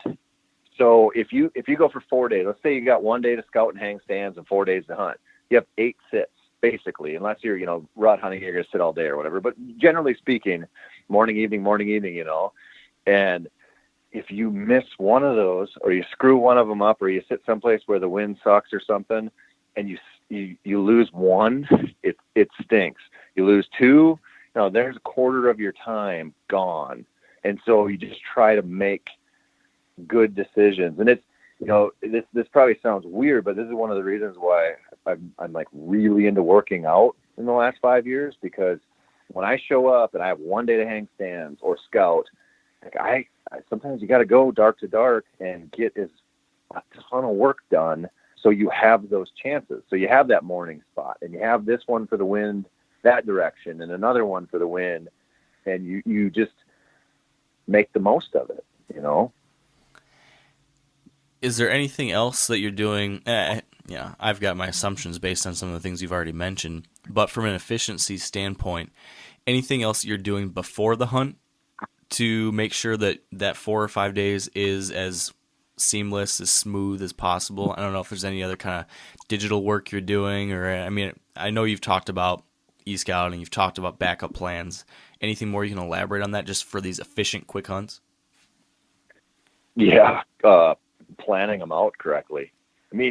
So what I mean by that, not only, you know, like the scouting, of course, but the gear that I'm using, the camping equipment I'm using, the places I'm camping in relation to where I'm hunting, all of those things I factor in, because it's just, you know, it's easy to set up all these little roadblocks that you don't see coming. And this is why it's hard for people to do this that don't do it as much as I do, because they go and they're like, oh, sleeping in a tent's not that much fun. Or, you know, my cot or my sleeping pad, it's no good. I'm not getting any sleep, and it's a miserable experience. The more stuff that you can take care of like that, so you're comfortable, so you're eating better, you know, not eating just junk food all the time. You just feel better, getting better sleep. All of that stuff matters. You will hunt way better if you're physically happy, you know. And it's a strange thing to talk about. We kind of talk about it in the elk world a lot, in the Western backcountry stuff. But, you know, if you're not in very good shape and you're going to go try to hang a bunch of stands and hike, you know, 7 miles in the breaks in South Dakota, it's probably not going to happen. So you're going to end up not having as many setups, not feeling as good, maybe not sleeping as well because you're sore, maybe not as driven to go do it. So all of it ties together. There's a lot to it. Yeah, that's a really good point. So now I'm going to ask you a 3-part question, which is tackling those 3 things you just mentioned, but explaining to me exactly what you do. So from a fitness standpoint, what are you doing specifically to make sure your physical fitness isn't keeping you from having success from a whitetail standpoint? I guess that we'll just go one at a time. So what do you do on that front? So the best thing I did was give up drinking 5 years ago. for a lot of reasons, that was a good idea for a person like me. But I divide my time up between running and lifting weights. I try to do about 8 workouts a week. So either, you know, try to do it, you know, run 4 times, lift 4 times at least during the week. And that might only be, you know, 45 minutes a session or an hour a session, but I try to do that just to maintain and get the cardio in, get some core work, some weight work in. So I just feel so much better hanging stands and carrying stuff into the woods and dragging deer out. And it's a process like anything else. You know, we want shortcuts to everything, right? You know, I mean, they're going to sell you grunt tubes and all kinds of stuff to promise a deer comes into you, but they don't really work that well most of the time. It's the same thing with fitness. You know, like there's no way to do it other than just to commit yourself and make it a way of your life. But if you do, you know, your hunting will be you'll enjoy it a lot more. And so I'm just kind of locked into that phase right now where I know how much, you know, and it's not just hunting. I mean, a lot of people say they get in shape for elk hunting, but you're really getting in shape for your entire life to be better. And, you know, one of the great benefits is, yeah, you can climb a mountain better and you can carry a quarter of an elk out. But in the whitetail world, we don't really focus on that much. And it is a huge part. If you're going to do the kind of hunting that I do a lot, if you're not in very good shape, it's really hard. And it ties into everything.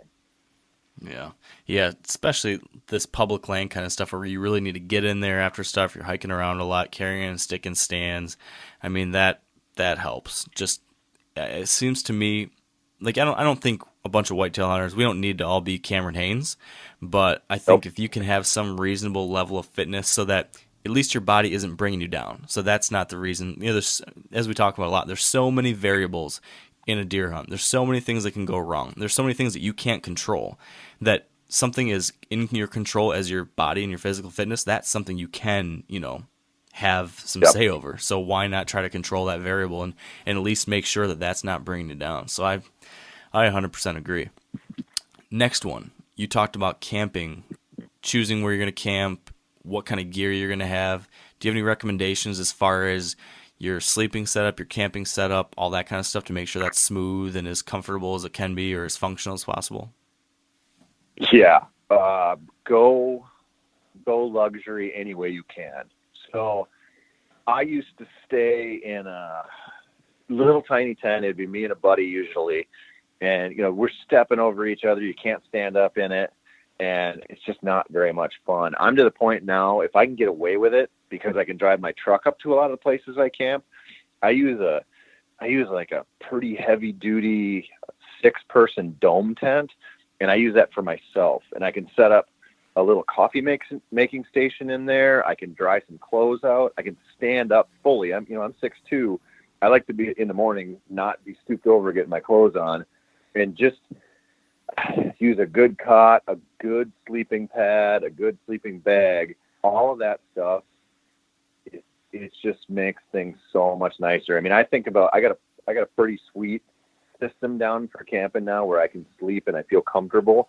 But I think about how many years I hunted where I was in, just really low quality stuff and just didn't appreciate what I could do for myself by just getting a little bit better stuff, and then I'm reminded of that when I go elk hunting and I'm in a little tiny tent, sleeping on a sleeping pad on the ground, and I'm like, oh, this is horrible. It's a fun experience, but when you're used to kind of the cushy, Kardashian style camping, and then you go to that elk setup, you're like, oh, now I remember. But yeah, at the very least, I realize not everybody's going to go out and buy a 6-man tent and all this stuff.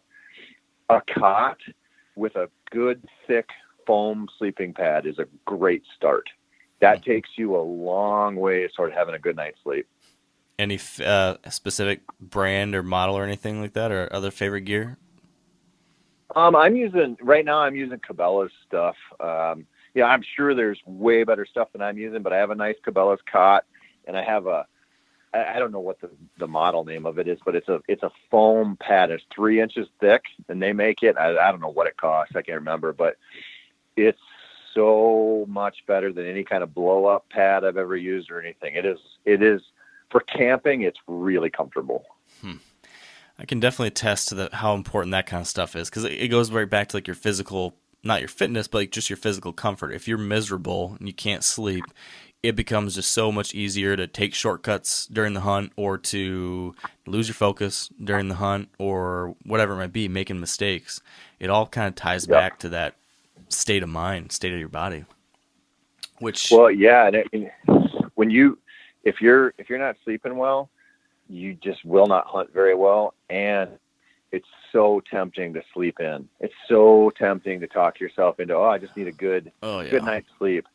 And if you're running on 8 hunts or 10 hunts for an entire trip, and this is your one shot to go do something cool, missing a morning is, it's just not an option. Yeah. So okay, that brings me to a question. This is something that I have debated with myself many times, and you just kind of answered it for me, but I guess I'll put it out there again and see if this is what you mean. So I always used to be of the mind, like talking maybe like the rut. The first 2 weeks of November, usually I hunt every day, all day, and I'm getting out to my tree stand like an hour and a half before daylight, and I'm sitting the entire day. I get back home or get back to camp or get back to the hotel or whatever it is I'm doing, and I've got a couple hours to work, and then I fall asleep, and then you're up 4 hours later and you're doing it all over again. And so I do that, and as anyone knows, that is just a crazy physical grind. Like, it definitely wears down on you. So that's what I do usually. But then like last year I started thinking, am I actually, what's the better scenario? Is grinding it out and being out there the whole time, the whole trip, every morning, super early, but maybe being at a deteriorated mental state or physical state, so your focus maybe isn't quite on point by day 7, you're not feeling good, or you're falling asleep in the tree, or because you're not focused, you look at your phone and a big buck passes by that you could have got a shot. So is that a risk to doing it that way? Or so would it be better to say, okay, you know what, I'm going to give myself one sleep in morning, because then I know that my quality of attention and focus and all those things will be so much better for the rest of it. I battle these two ideas in my head. What are your thoughts? So here's the litmus test for that. Are you still having fun? Right? Is the deteriorated state you're in, where you're super tired and the work's piling up and your wife's kind of mad at you, is that to the point where it's leaching some of the enjoyment out of it? Because if that's the case, sleep in or take a day off. If you're having awesome sits and 100 million people aren't contacting you for work all the time and it's fun and your wife's like, go get them, buddy, then if you're in the right mental state, keep going. But that's a great. It's a great question, because we always look at this from the perspective of what's my route from here to a big buck or from here to success. But really, we forget so easily that we're supposed to be out there. We're out there because we enjoy it. It's supposed to be fun. And if you're out there and you're super tired and you're sick of waking up and it's not that much fun, then it's probably time to just chill out for a second, enjoy it and get back out there when you're refreshed and you can enjoy it. Because the worst thing that you can do with something like this is just, drive it right into the ditch because you're so driven to succeed, when really, we're just hunting rabbits with antlers, man. Like we're out there super lucky to live in this country and have the opportunities we have. And people have gotten divorced over this to go to that level. It's not fun anymore. So if you're sitting there, and that's the same thing with whatever deer you want to shoot. If you're locked into 200-inch bucks and it's not fun to hunt because you're never going to see one, then you're doing it wrong. Find something, find what deer is going to make you happy and shoot that sucker. I talk about that all the time, but I believe it in my heart of hearts, man. Yeah, no, it's a good point. It's something that every year I need to have like a mini self-intervention. Even though I know this stuff and like I go into the season knowing it, I because I am so achievement focused, goal focused, so like determined when it comes to the actual hunt, that every year, without fail, I find some point in the season where I'm losing the fun out of it. I'm just so focused or so frustrated or so tired or whatever. And I'm at least at the point now where I can recognize it and I know when to like kind of slap myself and say, hey man, chill out. Remember, this is supposed to be fun. Get back to the basics. And usually that's about the time when I decide to do what I just said. I'll take a morning off, or I'll take a day off and like take the wife out for dinner or do something like that. Just kind of reset. And then it's amazing how just that little reset, it changes not just the actual quality of your hunts after that, but your mindset, your enjoyment. Even just that little bit can really flip things. And you get that when you get that renewed excitement all of a sudden versus like oh gosh, I can't imagine waking up again in the morning, or those moments like when the alarm clock goes off in the morning and you've got one of two feelings. Either one of it's like, oh God, no, or the other one's like, all right, I'm ready. That just a little intervention can make a big difference there. So what you're talking about is just the, getting your head right. And that matters a lot when you're doing something as challenging as bow hunting whitetails. If your head's not in the game for some reason, physical, mental, what's going on at home, what's going on at work, you're not going to hunt the way you want to, and it's going to snowball.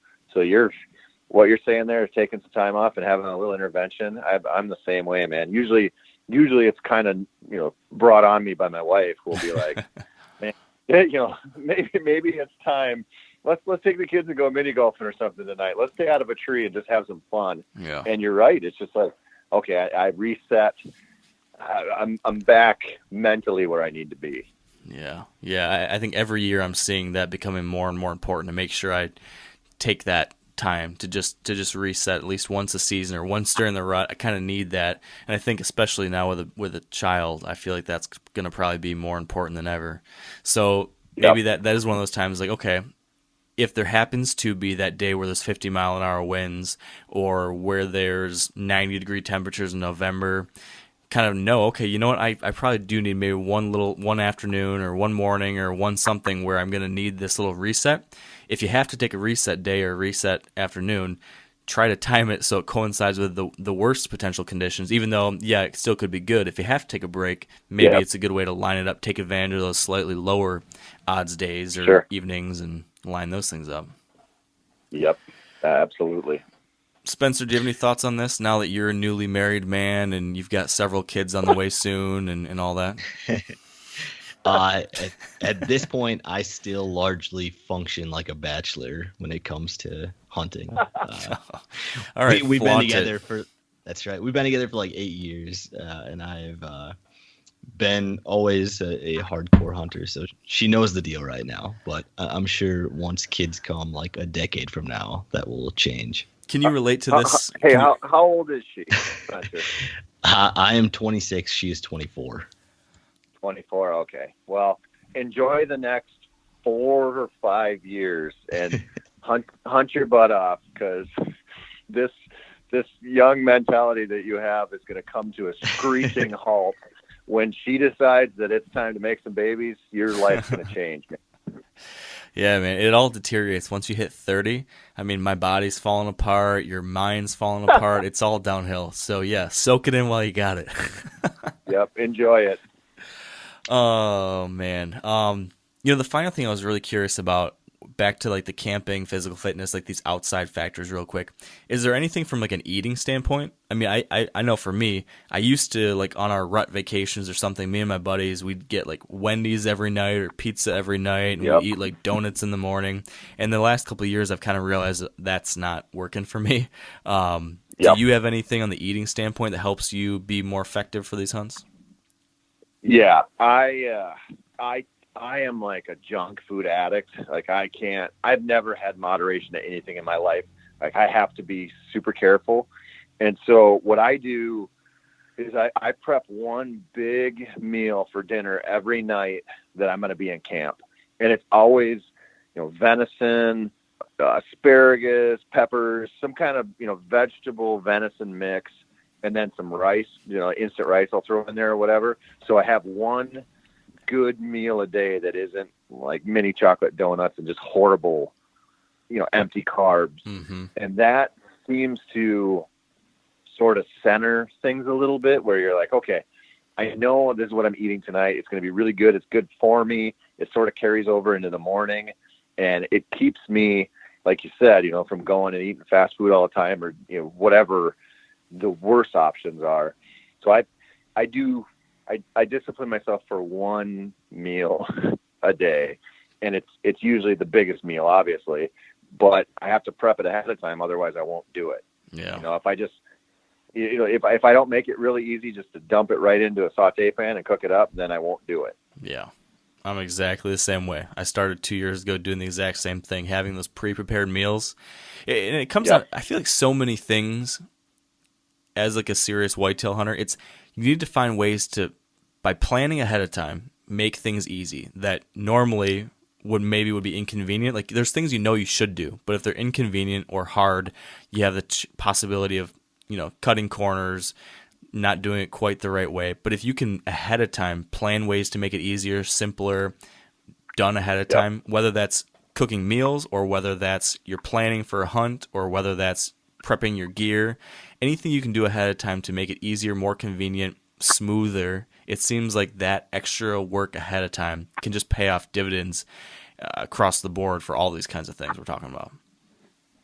Oh, it does. It's Spencer doesn't know this yet because he's just a little pup, but us older, wiser men, we know that that's the key to enjoying anything is, getting your act together ahead of time and putting in some work ahead of time.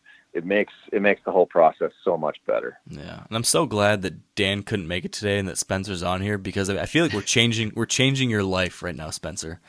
I think I hope you're taking notes, because this is really gonna impact the trajectory of your next 20 to 30 years. Yeah, I would have just turned this part of the podcast off right now. Yeah. We are really doing you a big favor here, Spencer. Yeah. So right. If this isn't interesting to you at all, Spencer, do you have any final things that are of interest? Any last questions for Tony or anything?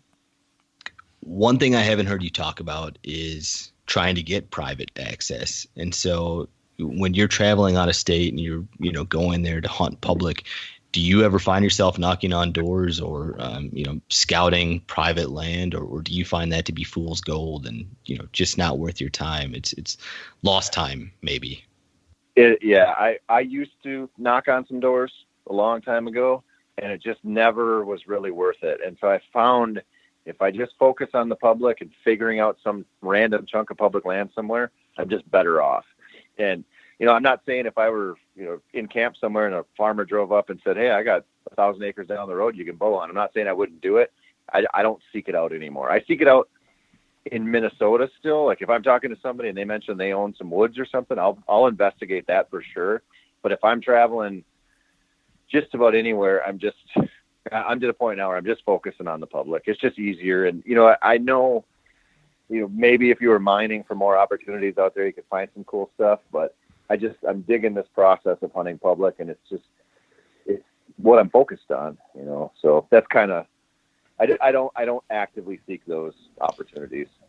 On that same note, do you sometimes find public ground that looks too good and like has a ton of hunters there, where maybe you need to look for something that isn't manicured for whitetails, or something like that, maybe has cattle on it and is a less than ideal property? Oh yeah, anything that's to me, it doesn't really matter how it looks. It matters how easy it is to get to. If something's easy to access, there's going to be hunters in there most of the time. If it's easy to access and it looks like amazing whitetail property, yeah, it'll be covered in people. So I'm just looking for harder to access areas. They don't have to look amazing. They don't have to. I just want places that people don't want to go. Yeah. It brings to mind for me, sometimes there'll be public land parcels where the state or the county or whatever it might be has planted crops or food plots or something. Yep. Where they lease out some ground to farmers. And so I feel like that's one of those things that you see it and you're like, oh, wow, food plots on public land. That's awesome. But it's kind of like this ringing bell to every other hunter too. It just draws them all in. I feel like that's a perfect example of something that looks great, but probably actually, because it looks so great, ends up making it not so great. Oh yeah, I've seen that a lot. But at the same time, I've scouted some public land down in Iowa that looks as dreamy as anything you're going to see down there anywhere. And I can't say this for certain because I haven't hunted it yet, but just from the investigation I've done in the scouting, I think that there's some exceptions to that rule. Generally speaking, I don't like a state planted food plot or the easy, the no-brainer food source that everybody can see from the road. That's not my style. But I think if you get into a certain area with maybe limited access or limited tags, you can find that place that looks too good to be true, but it's awesome, and you're not going to be overrun with people. Yeah, got to find those hidden gems. Yep.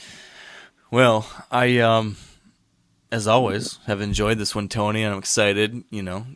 Just a week and a half from now, I'm going to kick off my own public land hunt out there, and we'll probably be doing a lot of things you're talking about. So I appreciate you doing your share and getting me pumped up and giving me a few more ideas, as you always do. But before we go, anything? I know you've got a few cool projects in the works right now. That anything you want to mention like that? Yeah, man. We have a pretty cool thing going on for North American Whitetail, where Layden Force, the associate publisher there, he's a good old boy from Missouri who loves to bow hunt. He and I kind of came up with this project called Project Public, where we're chronicling our fall through North American Whitetail's Instagram page with a hashtag Project Public.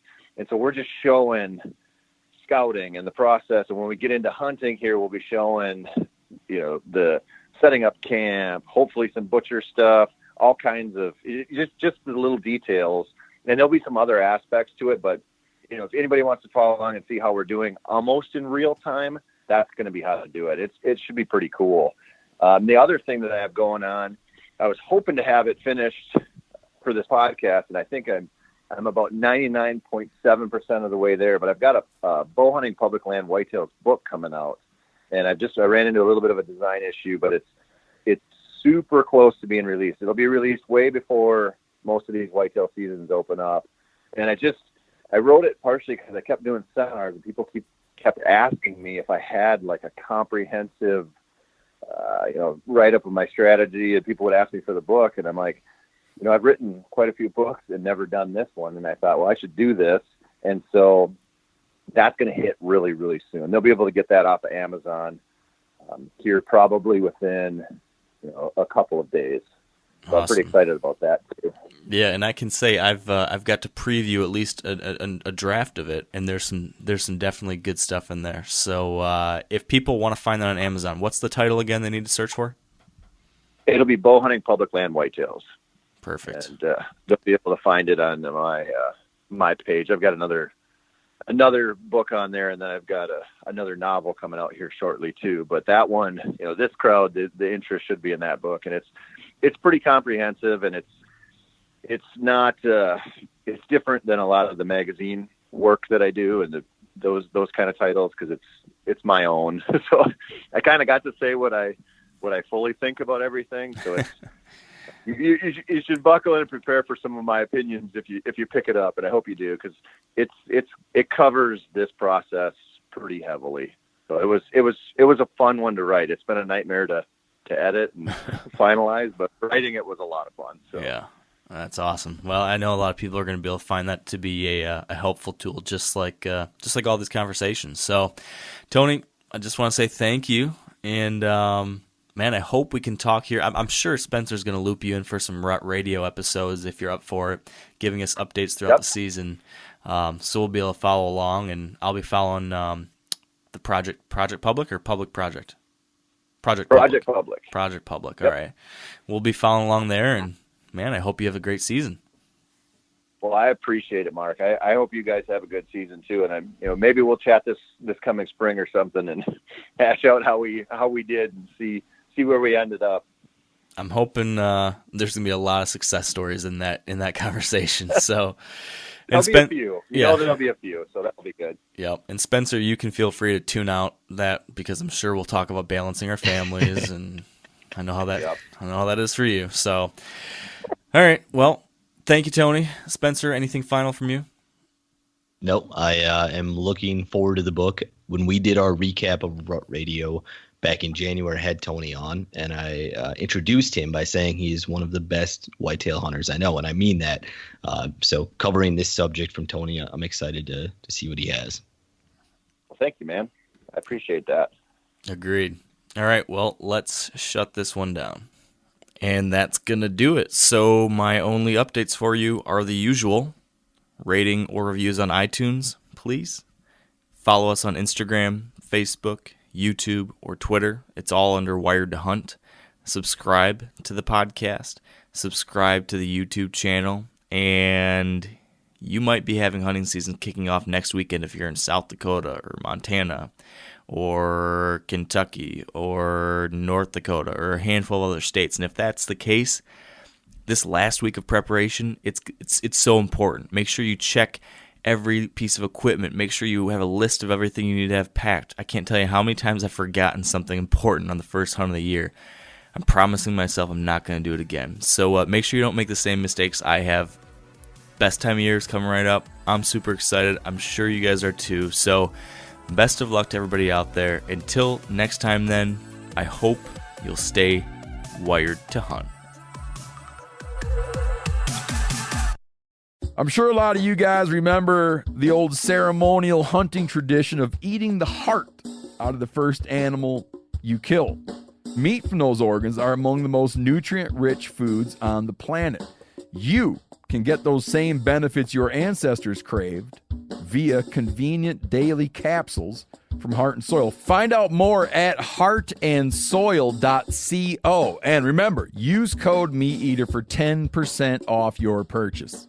You ever get that feeling the walls closing in, the concrete jungle suffocating you? You crave some wide open spaces, the chance to connect with nature, maybe in a spot all your own. Well, head over to land.com. They've got ranches, forests, mountains, streams, you name it. Search by acreage. You can search by location. You can search by the kind of hunting and fishing you're dreaming of. Land.com. It is where the adventure begins.